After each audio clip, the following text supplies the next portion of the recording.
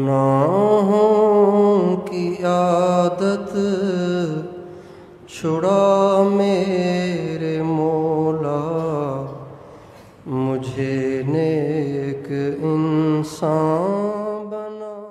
لا الہ الا اللہ وحدہ لا شریک لہ، واشہد ان سیدنا و نبینا و حبیبنا و شفیعنا وقرۃ اعیننا محمدا عبدہ ورسولہ صلی اللہ تبارک و تعالی علیہ وعلی آلہ واصحابہ وازواجہ وذریتہ وبارک وسلم تسلیما کثیرا۔ اما بعد فاعوذ باللہ من الشیطان الرجیم، بسم اللہ الرحمن الرحیم۔ وعاشروہن بالمعروف، وقال النبی صلی اللہ علیہ وسلم استوصوا بالنساء خیرا، وقال علیہ السلام خیرکم خیرکم لأہلہ وانا خیرکم لأہلی۔ سبحان ربک رب العزۃ عما یصفون وسلام علی المرسلین والحمد للہ رب العالمین۔ اللہم صلی علی سیدنا محمد وعلی آل سیدنا محمد وبارک وسلم۔ اللہ تعالیٰ نے ہمیں ایک ایسا دین دیا ہے کہ جو تمام دینوں سے بڑھیا اور تمام دینوں سے زیادہ کامل ہے۔ اس دین میں اللہ تعالیٰ نے اپنے بندوں بندیوں کو مختلف چیزوں کا حکم دیا ہے اور کچھ باتوں سے منع فرمایا ہے۔ جن باتوں کا حکم دیا ہے ان میں عبادات بھی ہیں اور معاملات بھی ہیں، معاشرت بھی ہے، اخلاق بھی ہیں، اور پوری مکمل زندگی ہے جو اللہ تعالیٰ نے اپنے بندوں کو سکھائی ہے۔ عام طور سے جب ہم اپنے معاشرے میں کہتے ہیں نا دیندار آدمی ہے تو لوگ سمجھتے ہیں کہ نمازی ہے۔ دیندار کا لفظ نمازی کے لیے مخصوص کر دیا گیا ہے اور دین کا لفظ عبادات کے لیے مخصوص کر دیا گیا ہے۔ ہماری زندگیوں میں دین آ جائے، جب یوں کہتے ہیں تو اگلے سمجھتے ہیں کہ ہم سارے رمضان میں روزے دار ہو جائیں اور 5 وقت کے نمازی ہو جائیں۔ جب ہم کہتے ہیں بھائی ہماری کامیابی دین میں ہے تو اگلا کہتا ہے انشاءاللہ میں بھی نماز پڑھوں گا، آپ دعا کریں۔ یعنی دین اور نماز گویا ایک چیز کا نام ہو گیا ہے، جبکہ نماز جز ہے اور دین کل ہے۔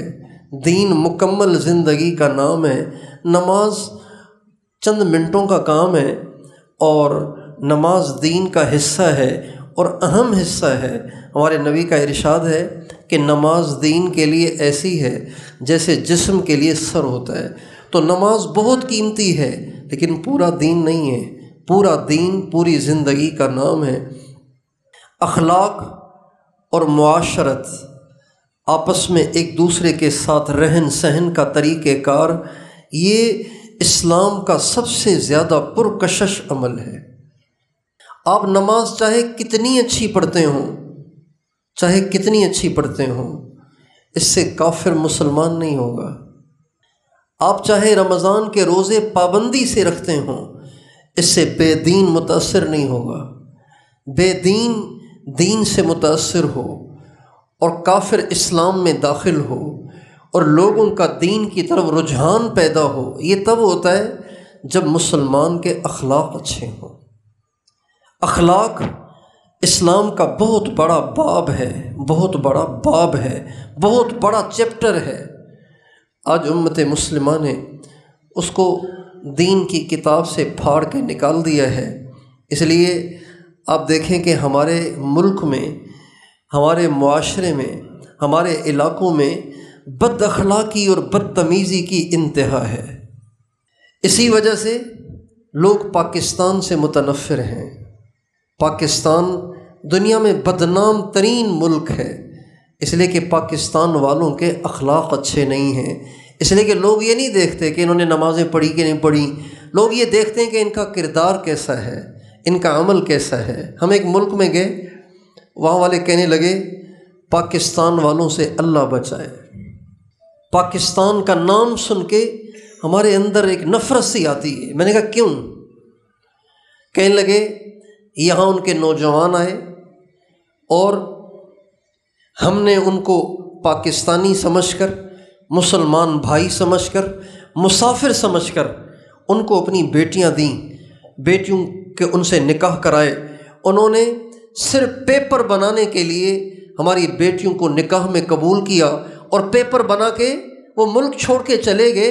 ان کم بختوں نے طلاق نہیں دی، طلاق تک نہیں دی کہ ہم اپنی بیٹی کا کہیں اور نکاح کر لیتے۔ ہماری بیٹیوں کی زندگیاں اجاڑ کے چلے گئے۔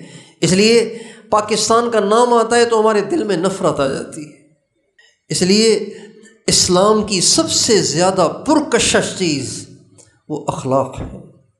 اخلاق کیا ہیں؟ اخلاق کیا ہیں؟ اخلاق یہ نہیں ہے کہ دکاندار جب گاہک اس کی دکان پہ چڑھتا ہے وہ کہے اچھا پہلے آپ بتائیں ٹھنڈا چاہیے گرم چاہیے، سودا بعد میں کریں گے، پہلے ٹھنڈا چاہیے گرم چاہیے۔ اس کا نام اخلاق نہیں، اس کو چاپلوسی کہتے ہیں۔ جس اکرام کے بعد، جس اعزاز کے بعد کسی نفع کی امید رکھی جائے وہ چاپلوسی ہے، وہ اخلاق نہیں ہے۔ اخلاق کیا ہے کہ آپ کچھ نہ چاہیں پھر بھی اس کے سامنے بچھ جائیں، اس کا نام اخلاق ہے۔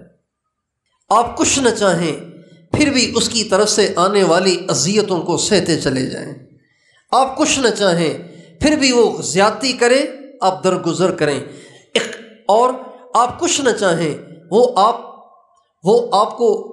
آپ کے ساتھ زیادتی کرے آپ اسے پی جائیں، آپ کو غصہ آئے آپ اسے پی جائیں، اس کا نام اخلاق ہے۔ اخلاق یہ ہے کہ آپ کچھ نہ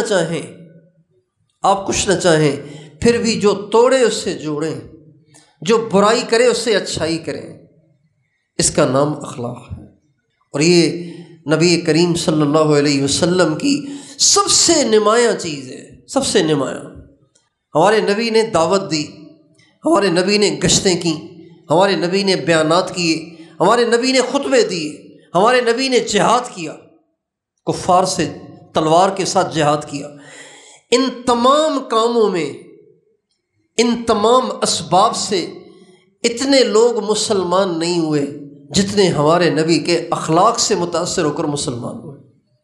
آپ علیہ السلام گشت کر رہے ہیں، ایک صحابی کہتے ہیں کہ میں نے دیکھا کہ اللہ کے نبی نے صبح سے لوگوں کو دعوت دینا شروع کی، دیتے دیتے دیتے دیتے آدھا دن گزر گیا، حتی انتصف النہار، یہاں تک کہ آدھا دن گزر گیا اور سورج بالکل سر پر آ گیا، شدید دھوپ شروع ہو گئی۔ صبح سے دعوت دینا شروع کی ہے اور آدھا دن گزر گیا۔ کہنے لگے میں نے عجیب منظر دیکھا، میں نے دیکھا کہ آپ لوگوں سے کہہ رہے ہیں اے لوگو یا ایھا الناس قولوا لا الہ الا اللہ تفلحوا، اے لوگو لا الہ الا اللہ پڑھ لو کامیاب ہو جاؤ گے، دنیا بھی بن جائے گی آخرت بھی بن جائے گی۔ لیکن آپ کے پیچھے ایک شخص ہے، وہ کہہ رہا ہے اس کی نہ ماننا، یہ پاگل ہو گیا ہے، اس کی نہ ماننا، یہ بھٹک گیا ہے، میرا بھتیجا ہے میں اسے اچھی طرح جانتا ہوں، یہ بھی کہہ رہا ہے اور آپ کو پیچھے سے پتھر بھی مار رہا ہے۔ اور یہ منظر دوپہر تک قائم رہا۔ اور وہ صحابی کہتے ہیں ابھی مسلمان نہیں ہوئے، وہ کہتے ہیں اس دوران میں نے دیکھا صبح سے لے کے دوپہر تک کی دعوت کے نتیجے میں نے دیکھا کہ ایک شخص نے اٹھ کے آپ کے سر مبارک میں مٹی ڈالی، ایک نے آپ کو تھپڑ مارا، ایک نے آپ کے گریبان کو چاک کیا، اور ایک نے اپنے منہ سے گندگی نکال کے آقا کے چہرے انور کی طرف پھینکی۔ یہ سب آپ کے ساتھ ہوتا رہا دوران گشت، دوران ملاقات، دوران دعوت۔ اتنے میں کہتے ہیں میں نے ایک چھوٹی بچی کو دیکھا، اس کے ہاتھ میں پانی کا پیالہ تھا، وہ بھاگی بھاگی آ رہی تھی اور وہ پانی کا پیالہ لا کر اس شخص کو دیا، اس شخص نے اپنے چہرے کو دھویا تو اس کی جو بچی آئی تھی وہ رو رہی تھی، تو وہ اپنی بیٹی سے کہنے لگے یا بنیۃ لا تبکی، او میری بیٹی رو نہیں، فإن اللہ مانع اباک، اللہ تیرے باپ کی حفاظت کر رہا ہے، اللہ تیرے باپ کا محافظ ہے۔ تو کہنے لگے میں نے لوگوں سے پوچھا یہ کیا ماجرا ہے، یہ کون ہے، یہ لڑکی کون ہے، وہ پیچھے پیچھے جھٹلانے والا کون ہے؟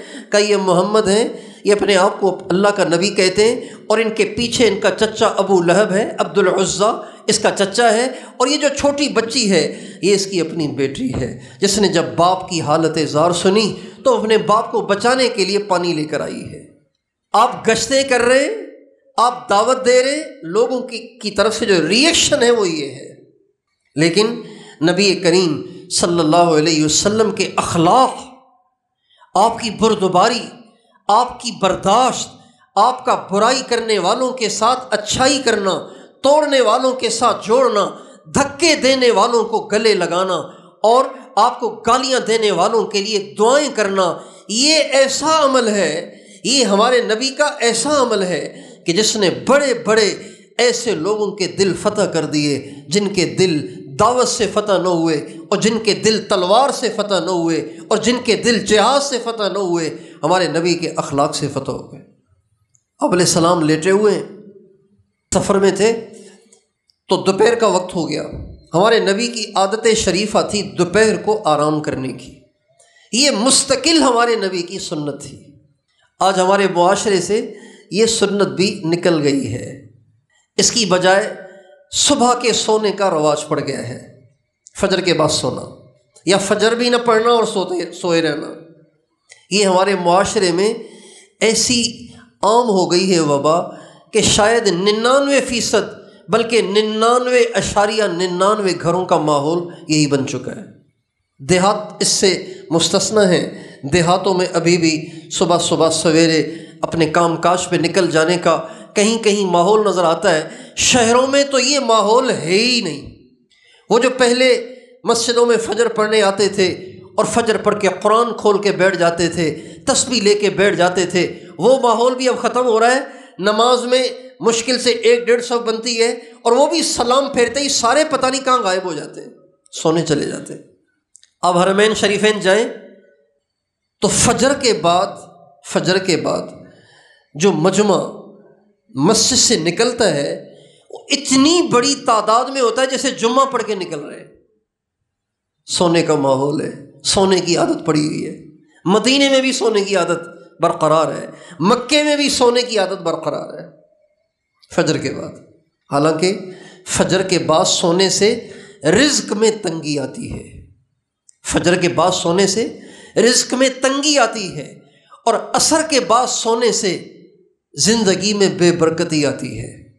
فجر کے بعد نہیں سونا چاہیے، سورج نکلنے کے بعد اگر کسی کو ضرورت ہے تو لیٹ جائے، اس سے پہلے نہیں۔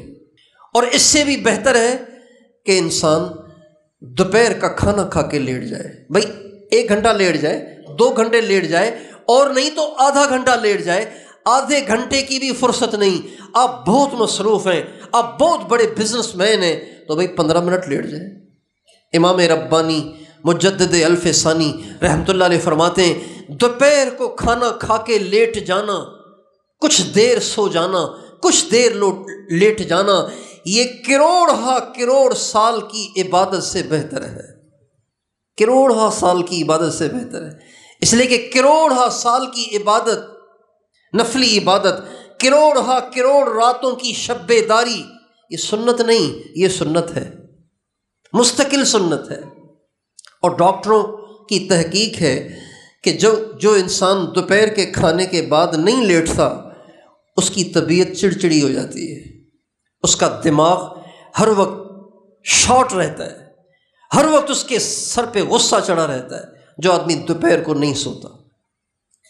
ہمارے نبی کی یہ مستقل عادت شریفہ تھی۔ آپ سفر میں چلتے دوپہر کا وقت ہو گیا، آپ نے صحابہ سے فرمایا یہاں ٹھہر جاؤ، جا کے آس پاس لیٹ جاؤ، تو بکھر گئے۔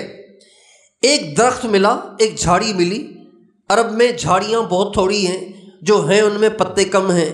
ایک جھاڑی ایسی ملی جس میں کچھ پتے تھے، ہمارے نبی کے لیے وہ چھوڑ دی، باقی صحابہ آس پاس لیٹ گئے، ہمارے نبی اکیلے اس درخت کے نیچے لیٹ گئے۔ آپ نے تلوار کو درخت پہ لٹکا دیا۔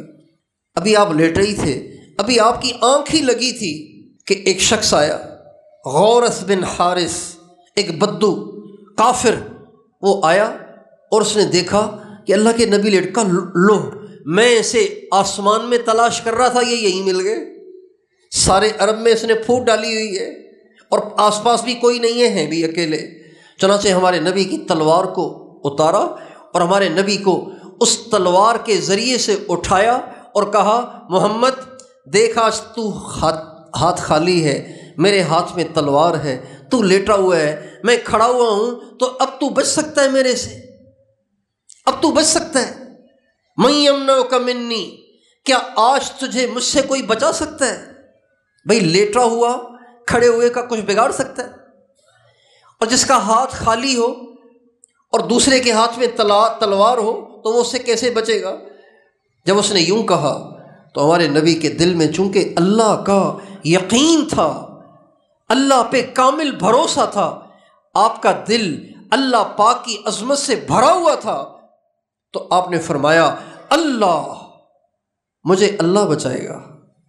جب آپ نے فرمایا نا اللہ، تو اللہ کے نام کی ایسی ہیبت اس پہ طاری ہوئی کہ اس پہ کپ کپی طاری ہو گئی، اس کے ہاتھ سے تلوار گر گئی۔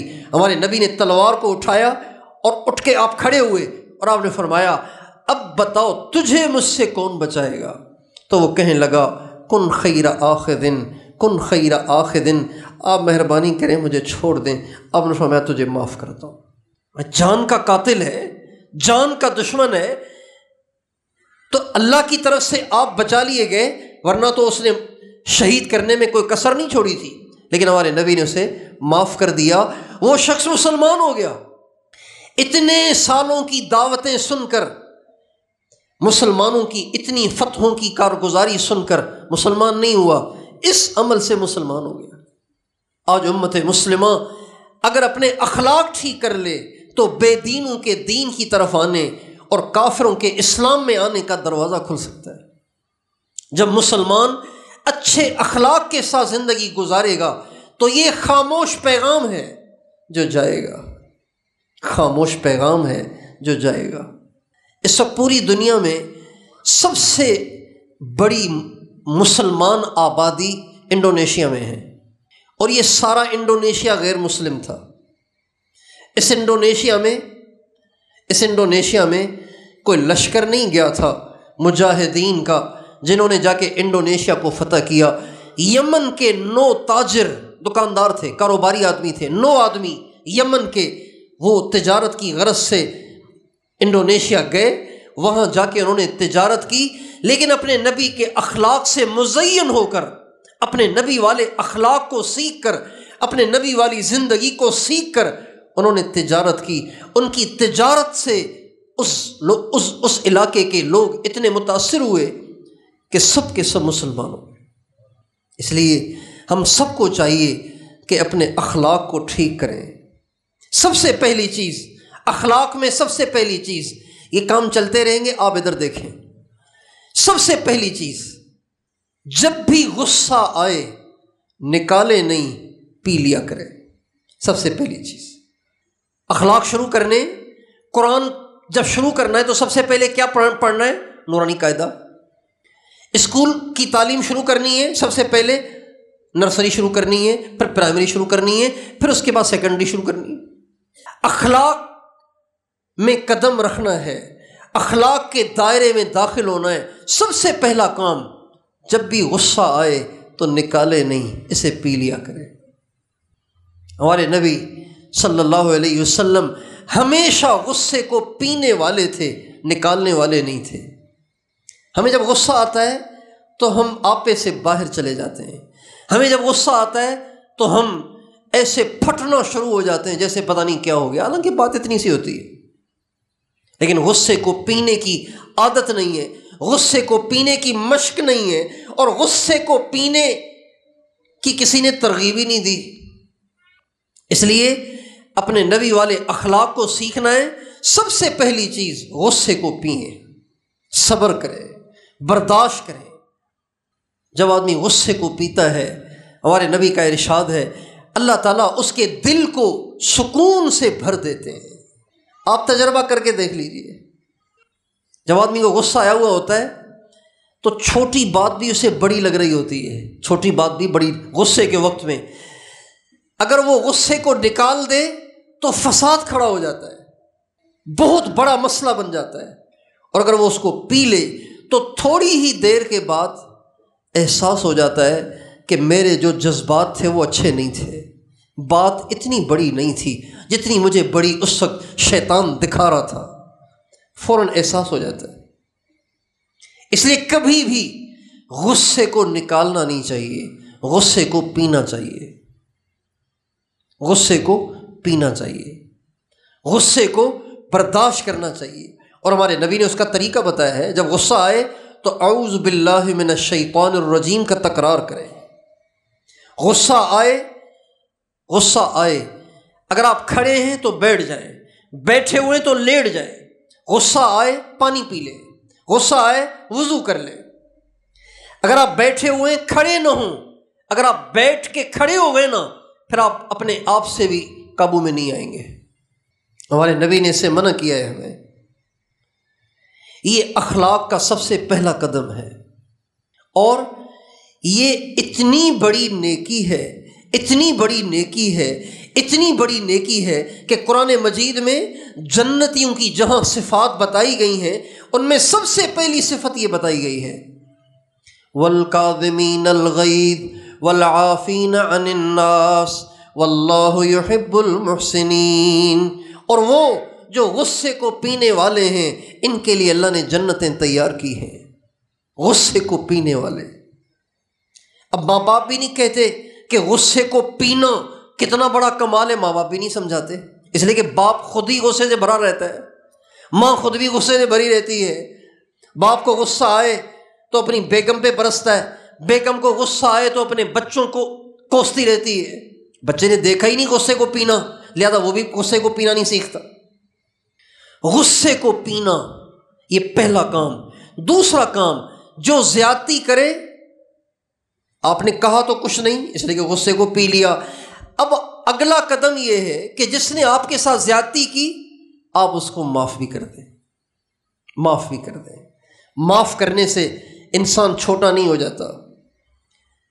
آج کل عام طور سے لوگ کہتے ہیں نہیں جی آج کل وہ دور نہیں رہا، آج کل تو اینٹ کا جواب پتھر سے دینا ضروری ہوتا ہے ورنہ اگلا سر چڑھ کے بولتا ہے۔ نہیں، سر چڑھ کے نہیں بولتا، اس لیے کہ اللہ کا کلام غلط نہیں ہو سکتا، اللہ کا کلام قیامت تک کے لیے ہے۔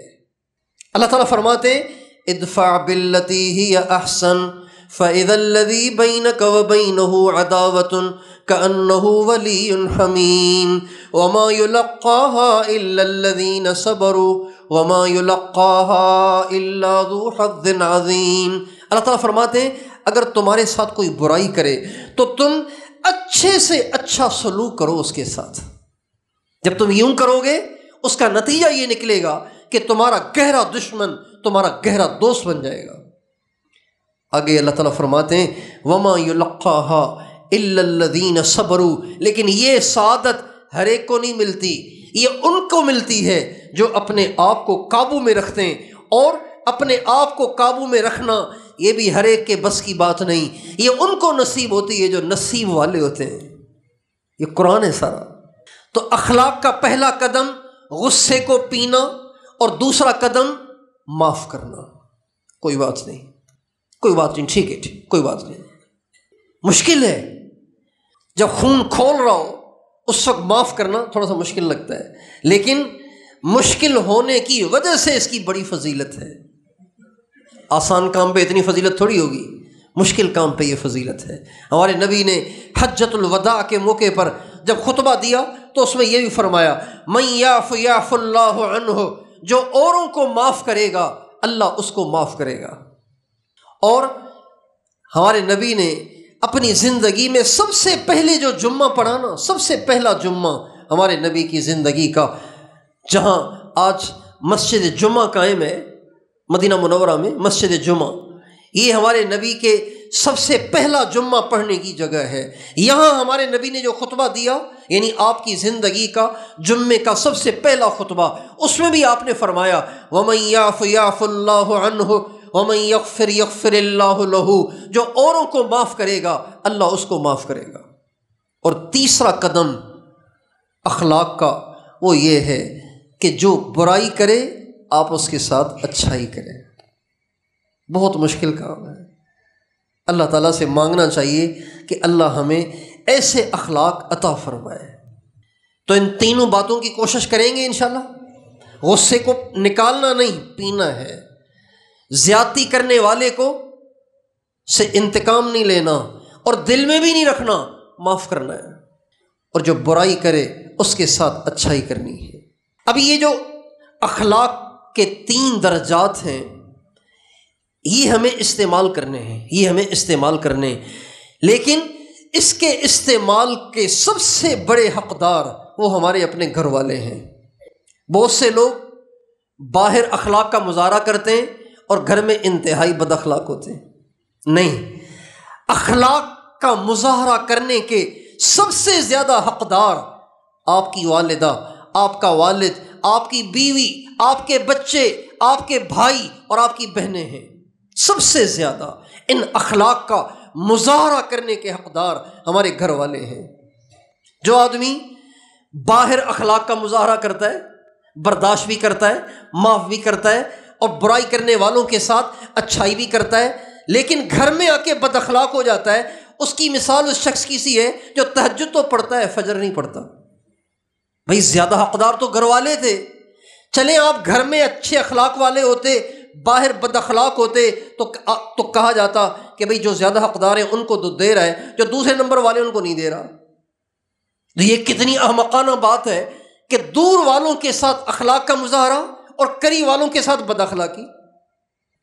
اشراق پڑھ رہا ہے، فجر نہیں پڑھتا، چاشت پڑھتا ہے، ظہر نہیں پڑھتا، خیرات کرتا ہے، زکوٰۃ نہیں دیتا، نفلی روزے رکھتا ہے، رمضان کے روزے نہیں رکھتا، اس کی مثال اس شخص کی سی ہے۔ اس لیے ہمارے اخلاق کے سب سے زیادہ حقدار ہمارے گھر والے ہیں، ہماری والدہ ہے، ہمارا والد ہے، ہماری بیوی ہے، ہمارے بچے ہیں، ہمارے بھائی ہیں، ہماری بہنیں ہیں۔ اور سب سے زیادہ انبن انہی سے رہتی ہے۔ بیوی سے سب سے زیادہ انبن رہتی ہے، بھائی بہنوں سے سب سے زیادہ انبن رہتی ہے۔ بیوی کے ساتھ بد اخلاقی یہ تو وبا ہے، وبا ہے۔ دنیا دار تو دنیا دار، دیندار بھی اس میں مبتلا ہیں، داڑیاں رکھی ہوئی ہیں، پگڑیاں پہنی ہوئی ہیں، اور گھر میں جاتے ہیں تو ہاتھ بھی اٹھاتے ہیں، طلاق کی دھمکیاں بھی دیتے ہیں، گالیاں بھی دیتے ہیں، لعنتیں بھی بھیجتے ہیں، زور سے بولتے ہیں، بچوں کے سامنے بے عزتی کرتے ہیں۔ یہ سب کبیرہ گناہ ہیں، یہ سب گناہ کے کام ہیں، یہ سب بے دینی اور بد اخلاقی اور بدتمیزی کی انتہا ہے۔ ہمارے نبی کا ارشاد ہے، خیرکم خیرکم لأہلہ وانا خیرکم لأہلی۔ تم میں سب سے اچھا آدمی وہ ہے جو اپنے بیوی بچوں کے ساتھ سب سے اچھا ہے۔ بیوی کے ساتھ سب سے زیادہ اچھا سلوک ہونا چاہیے، اس لیے کہ بیوی اپنے خاوند کے لیے بڑی قربانی کرتی ہے، بہت قربانی ہے اس کی۔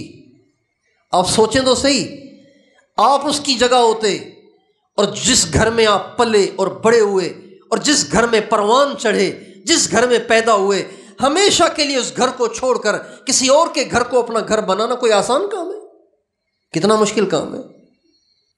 ہم چلے کے لیے جاتے ہیں، 4 مہینے کے لیے جاتے ہیں، اتنا گھر یاد آتا ہے، ہمیشہ کے لیے گھر چھوڑ کے جاتی ہے، اپنے باپ کو خیر بات کہہ کے جاتی ہے، اپنی ماں کو ہمیشہ کے لیے خیر بات کہہ کے جاتی ہے، اپنے بھائیوں سے بہنوں سے ہمیشہ کے لیے لپٹ کے رخصت ہوتی ہے۔ یہ کتنی بڑی قربانی ہے۔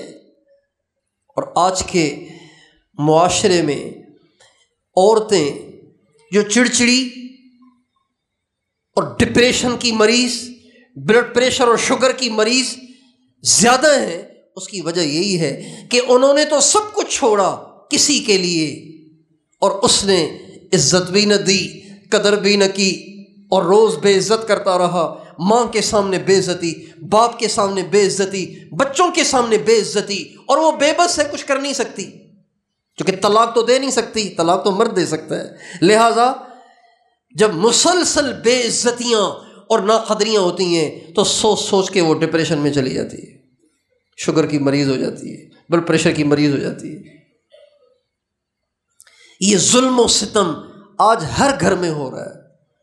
اس لیے اس بات کو سمجھنے کی ضرورت ہے کہ ہمارے اخلاق، ہمارے اچھے برتاؤ، ہمارے اچھے سلوک کی سب سے زیادہ حقدار ہماری بیوی ہے اور بچے ہیں۔ ہمارے نبی ہمارے لیے نمونہ ہے۔ ہمارے نبی کی اتباع صرف نماز میں نہیں کرنی، صرف داڑھی اور ٹوپی میں نہیں کرنی، ہمارے نبی کی اتباع آپ کے رویے میں بھی کرنی ہے، آپ کے سلوک اور برتاؤ میں بھی کرنی ہے۔ ہمارے نبی نے پوری زندگی کبھی اپنی کسی بیوی کو ڈانٹا نہیں ہے، کبھی نہیں ڈانٹا۔ مارنا تو دور کی بات ہے، ڈانٹا بھی نہیں آپ نے، کبھی نہیں ڈانٹا۔ ہاں، جب آپ کو کسی بیوی کی کوئی بات بری لگی تو آپ خاموش ہو، چپ ہو۔ ایک دفعہ آپ کو آپ کی بیویوں کی طرف سے کوئی شدید ناگواری پہنچی تو آپ نے بیویوں کے پاس جانا چھوڑ دیا، بس اتنی سی بات، اس سے زیادہ کچھ نہیں۔ ایک جملہ ہمارے نبی نے ان سے نہیں کہا، تمہیں شرم نہیں آتی، تمہیں میری قدر نہیں ہے، تمہارے اندر ادب نہیں ہے، میں نبیوں کا سردار ہوں، جانور مجھے سلام کرتے ہیں، درخت مجھ پہ درود پڑھتے ہیں، اور تمہارے اندر میری قدر ہی نہیں ہے۔ آپ نے کبھی نہیں کہا، بس آپ خاموش ہو جاتے تھے۔ حالانکہ آپ کو تکلیفیں آئی ہیں، آپ کو ناگواریاں آئی ہیں، لیکن آپ نے کہا کبھی کچھ نہیں۔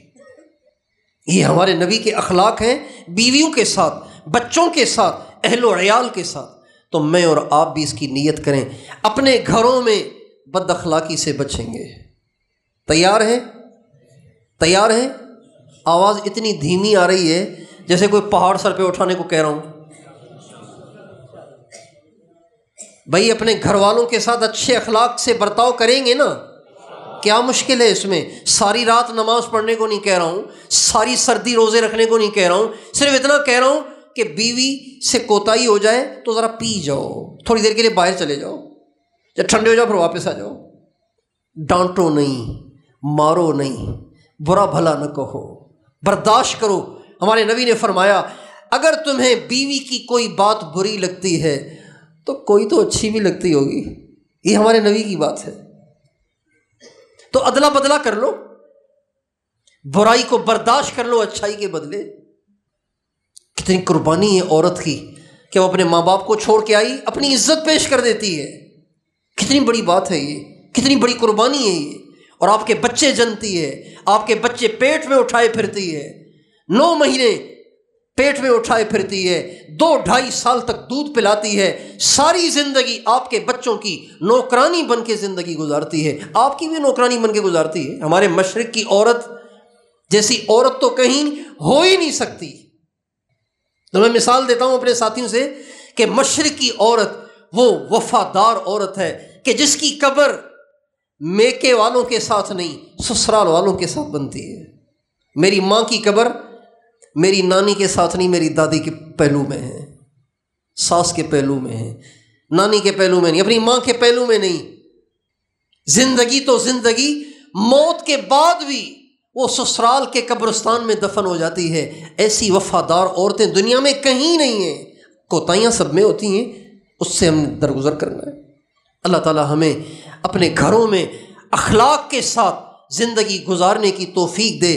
یقین جانیے آپ گھروں میں غصے کو پینے کا ماحول بنائیں، برداشت کرنے کا ماحول بنائیں، درگزر کرنے کا ماحول بنائیں، اور کوتاہی پر اچھائی کا ماحول بنائیں۔ دیکھیں آپ کا گھر اللہ تعالیٰ دنیا میں بھی جنت بناتا ہے کہ نہیں بناتا؟ اللہ تعالیٰ ہم سب کو توفیق عطا فرمائے۔